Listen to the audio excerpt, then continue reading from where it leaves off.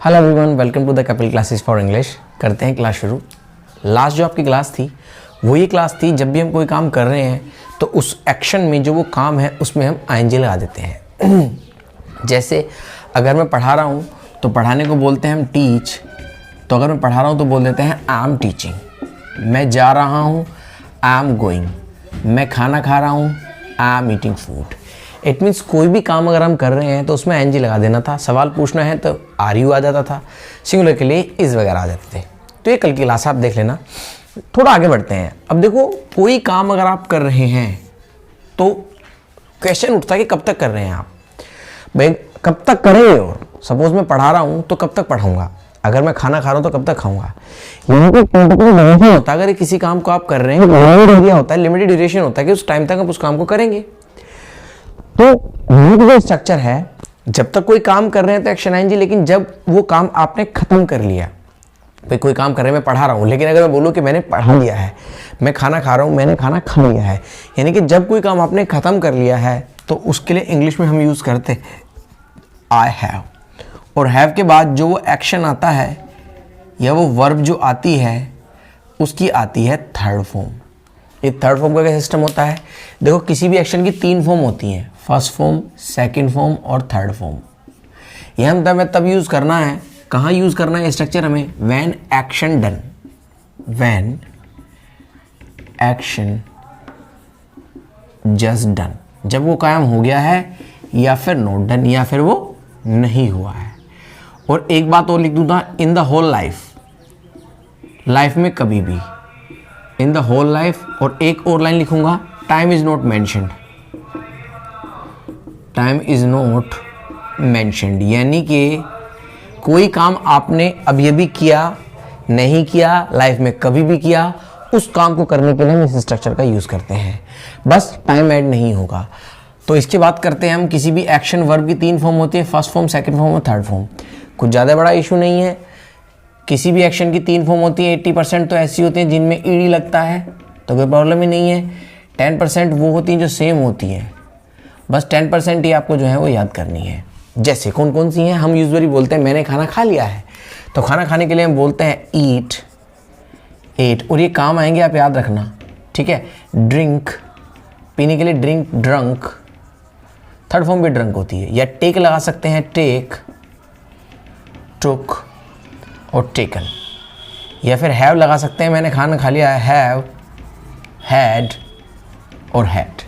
Usually हम बोलते हैं मैंने लिख लिया है, तो हम बोलते हैं राइट, रोट और रिटन। मैंने लिख लिया है, बोल देंगे आई हैव रिटन। मैंने खाना खा लिया, आई हैव ईटन फूड। मैंने पढ़ा दिया है, टीच, टॉट और टॉट। मैंने पढ़ा दिया है। मना करना है तो नोट लगा देना, आई हैव नोट। मैंने उसे नहीं बताया, I have not tell, told. और थर्ड में क्या होती है? टोल्ड। मैंने उसे नहीं बताया, I have not told him. और हैव नॉट को शॉर्ट में बोलते हैं हम हैवन। मैंने उसे नहीं बताया, आई हैवंट टोल्ड हिम। मैंने खाना नहीं खाया, आई हैवंट ईटन फूड। सवाल पूछना है तो इसमें कुछ नहीं करना। सवाल पूछने के लिए इसमें क्या कर देना है? इसमें हैव लगा देना है। जैसे क्या आपने लिख लिया है, हैव यू रिटन। क्या आपने प्रैक्टिस कर ली है? और हैव जो है क्या का मीनिंग जनरेट करता है। क्या आपने प्रैक्टिस कर ली है? Have you practised. क्या आपने अपनी फीस जमा कर दी है? Have you deposit your fee? Deposited आएगा। मैंने जमा कर दी है, आई हैव लगाना है, और मना करना है तो नोट लगा देना है। अच्छा, कई बार मैं ऐसा ही पूछ सकता हूँ, क्या आप मुंबई गए हैं? Have you gone to Mumbai?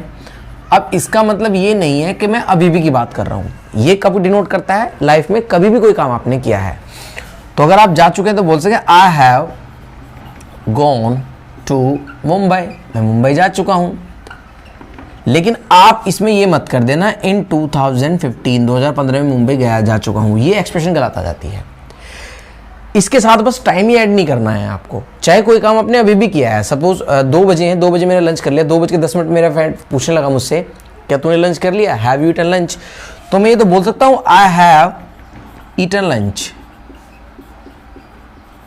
लेकिन मैं ये नहीं कह सकता एट 2 PM। नो, ये 2 PM वाला कॉन्सेप्ट अलग है। बस इसकी एक ही गुजारिश है, इस टॉपिक का एक ही चीज़ ध्यान रखेंगे आप, इस टॉपिक में कभी भी आप टाइम ऐड नहीं करेंगे। और ये टॉपिक भूलता कब है, जब कोई काम आपने अभी भी किया है या फिर नहीं किया है, फिर लाइफ में कभी भी किया है, इसमें टाइम ऐड नहीं करेंगे। बहुत अच्छी एक्सप्रेशन है ये। आई और प्लूरल के लिए ये होता है, जैसे लाइक लोग आ गए हैं, पीपल हैव कम, स्टूडेंट्स पढ़ चुके हैं, स्टूडेंट्स हैव स्टडीड, इस तरीके से हम यूज़ करते हैं। और अगर यही स्ट्रक्चर मुझे सिंगुलर में यूज़ करना है तो बहुत इंटरेस्टिंग टॉपिक है। अगर सिंगुलर के लिए मुझे यूज़ करना है तो सिंगुलर के लिए क्या आता है, सिंगुलर मैंने बताया रखा क्या होता है, एक वचन। सिंगुलर के लिए इसी स्ट्रक्चर में हम हैज़ लगा देंगे, ठीक है, ही हैज़। और जो एक्शन वर्ब आएगी उसका आएगा थर्ड फॉर्म, ठीक है। जैसे इंडिया मैच जीत गई है तो क्या बोलेंगे, India has won the match, India match जीत गई है। जैसे लाइट आ गई, लाइट को यूजुअली हम करंट बोलते हैं तो बोलेंगे करंट हैज़ कम केम कम। जैसे बस चली गई, माई बस, मेरी बस चली गई, माई बस हैज़ गॉन, मेरी बस चली गई। ये तो एक्सप्रेशन आपको पता ही होगा, लिखने की ज़रूरत नहीं है। कम की सेकंड फॉर्म होती है केम, थर्ड फॉर्म भी होती है कम। गो की सेकंड फॉर्म होती है वेंट और थर्ड फॉर्म होती है गॉन, इसलिए बोल सकते हैं। जैसे लाइक लाइट चली गई, करंट हैज़ गॉन, बस आ गई है, बस हैज़ कम, मेरी बस निकल गई। इसको आप ऐसा ही बोल सकते हैं, आई हैव लॉस्ट या मिस्ड माई बस, दोनों ठीक हैं। या फिर ऐसा बोल सकते हैं, माई बस हैज़ गॉन। इवन कभी कभी ऐसा भी बोलते हैं, मेरा फ़ोन टूट गया, तो आप वैसे तो पैसिव सेंटेंस है लेकिन इसमें भी एक्सप्रेशन बोली जाती है, I have broken my phone. मना करना है तो कोई नई बात नहीं है, सिंपल नोट लगा देना है, ही हैज़ नोट। जैसे वो नहीं आया है अभी तो हैज़ नोट को शॉर्ट में बोलते हैं हैज़न, ही हैज़न कम, वो नहीं आया, येट लगा दीजिए अभी तक। और बस सवाल पूछना तो हैज़ पहले आ जाएगा इसमें, हैज़ ही, और जो एक्शन और वर्ब आएगा उसकी थर्ड फॉर्म आ जाएगी। जैसे क्या बस आ गई, हैज़ बस कम। क्या आपकी सैलरी आ गई, हैज़ योर सैलरी कम। क्या नेट आ गया, हैज़ नेट कम। क्या कनेक्टिविटी आ गई, हैज़ कनेक्टिविटी कम। क्या सर आ गए, हैज़ सर कम। सर आ गए हैं, सर हैज़ कम। देखिए एक ही सेंटेंस को बार बार बोलना क्यों जरूरी है। कई बार कोई स्टूडेंट्स बोलते हैं, सर एक बार आपने बता तो दिया, बस आ गए, बस हैज़ कम तो बार बार क्यों बोल रहे हैं, लाइट आ गई, इंडिया मैच जीत गई है, एक बार आपने स्ट्रक्चर बता दिया तो बार बार क्यों रिपीट करा रहे हैं। देखिए लैंग्वेज में रिपीटेशन का ही गेम होता है। आप खुद देखिए, जब हम कोई चीज़ नहीं सीखते हैं, विराट कोहली है, सिंगर्स हैं, रोज़ाना उसी शॉट की बार बार तो प्रैक्टिस करते हैं, रोज़ाना कोई नई चीज़ थोड़ी करते हैं। तो यहाँ भी आपको एक चीज़ को बार बार रिपीट करना पड़ेगा। एक रनर एक ही ट्रैक पे डेली होता है, डेली वो काम करता है, डेली वही स्पीड वही कुछ करता है डेली वो, तो एक ही ट्रैक पे एक रनर रोज़ाना वही काम करता है। तो इसीलिए इन चीज़ों को बार बार आपको बोलना पड़ेगा ताकि आपके माइंड में चीज़ें इस तरह सेट हो जाएं कि जब आप इंग्लिश बोले तो इंग्लिश बोलने के लिए आपको सोचना ना पड़े। जैसे इस एक्सप्रेशन आई आप एकदम इंग्लिश बोलना शुरू कर दें। तो इसीलिए मैं एक चीज़ को बार बार याद कराता हूँ, बार बार बुलवाता रहता हूँ चीज़ों को बार बार, ताकि आप इनको अच्छे से क्लियर कर सकें, ठीक है। और मैं आपको लाइव भी पढ़ाता हूँ। लाइव क्लास के लिए मैंने बताया हमारा पेड कोर्स है, पेड कोर्स होता है, ऐप के थ्रू पढ़ाता हूँ। यहाँ पर यूट्यूब पे तो प्रॉब्लम ये है कि आप मेरी आवाज़ सुन सकते हैं, लेकिन वहाँ पर आप अपनी आवाज़ भी मुझे सुना सकते हैं। मीन्स अगर कोई क्वेश्चन करिए तो आप मुझसे पूछ सकते हैं, मैं सेम टाइम यहाँ पर रिप्लाई कर सकता हूँ। ऑनलाइन ही हम प्रैक्टिस करते हैं लाइव ही क्लास में। तो ये बहुत अच्छा स्ट्रक्चर है, थोड़ा छोटा सा टॉपिक है। तो कोई भी काम हमने कर लिया तो उसके लिए हम इस स्ट्रक्चर का यूज़ करते हैं। ये सेकंड थर्ड फॉर्म है, आप इन्हें याद रखना, बहुत काम आएंगे ये थर्ड फॉर्म। जैसे मम्मी आ गई, मम्मा हैज़ कम, उसने मुझे बता दिया, he has told me. Mummy ने खाना बना दिया, मम्मी हैज़ कुक्ड फूड। पापा चले गए हैं, फादर हैज़ गॉन। बस चली गई है, बस हैज़ गॉन। मेरी सैलरी आ गई, my salary has come.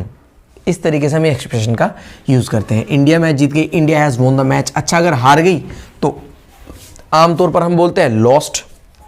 Suppose अगर मैच हार गई इंडिया तो हम बोलते हैं India has lost the match.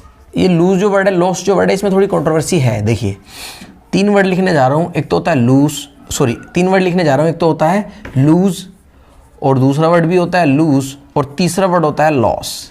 देखिए ये तो एक्शन होता है, ये तो होती है वर्ब, तो इसकी सेकंड फॉर्म भी होती है लॉस्ट और थर्ड फॉर्म भी होती है लॉस्ट। तभी लिखा India has lost the match. Loose का मतलब होता है हारना या खोना, ठीक है। लूज का मतलब होता है ढीला, ये एडजेक्टिव होता है। और जैसे ये शर्ट मुझे ढीली है तो बोल सकते हैं this shirt is loose to me. और लॉस का मतलब तो हानि होता है, नुकसान, और ये नाउन होता है, ठीक है। जैसे he has a great loss in the business में उसको बहुत बड़ा नुकसान हुआ है। तो इस तरीके से इस एक्सप्रेशन का हमें यूज़ करना है। बहुत ही अच्छी एक्सप्रेशन है। कोई काम हमने कर लिया है तो उसके लिए हम यूज़ करते हैं, बस टाइम ऐड नहीं करना है। छोटी सी क्लास थी, आज के लिए इतना काफ़ी है और मिलते हैं कल। कोई क्वेश्चन करिए kindly write in the comment box, kindly subscribe the channel, like and share also. Thank you very much, God bless you, take care and bye bye.